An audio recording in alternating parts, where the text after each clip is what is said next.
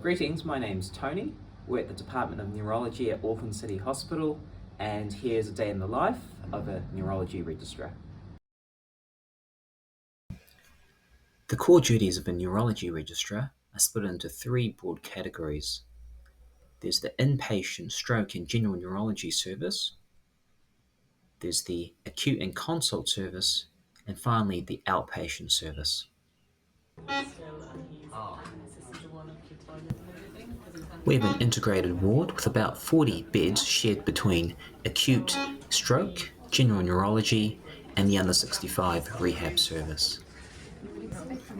This morning I managed to catch up with the stroke team, which comprises a consultant neurologist, a registrar, house officer, and oftentimes a medical student.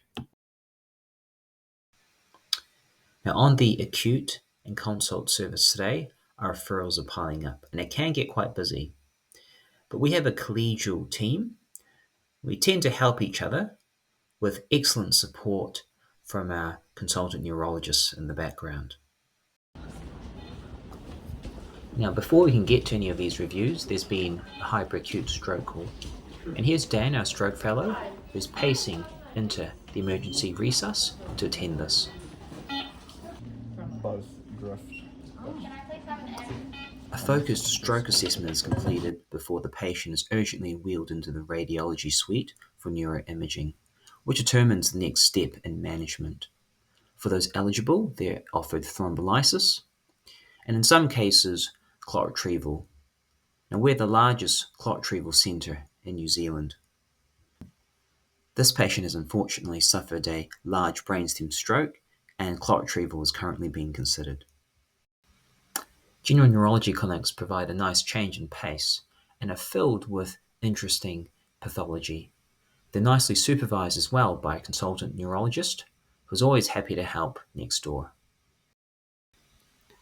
Lunch is a must in between clinic patients in order to refuel the brain, of course. Now, in clinic today, I reviewed a patient with Parkinson's, another one with migraine, a new diagnosis of epilepsy, a cerebellar ataxia, and what I thought was a third nerve palsy. Each day is different, and this is what makes neurology both challenging and satisfying. In addition to the daily bread and butter of general neurology, we have a great representation at our centre of subspecialties. Just to name a few here, which adds to the overall training experience.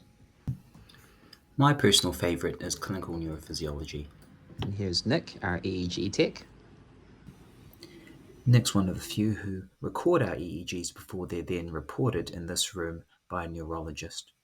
We also have access in our centre to video EEG monitoring as an inpatient. Neurology registrars are expected to report at least 150 EEGs by the end of their training.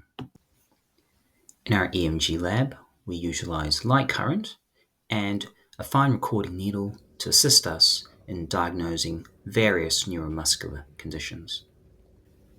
Sometimes we come across patients with a rare and exciting pathology in the EMG lab, such as this patient who has myotonic dystrophy and this classical dive bomber sound.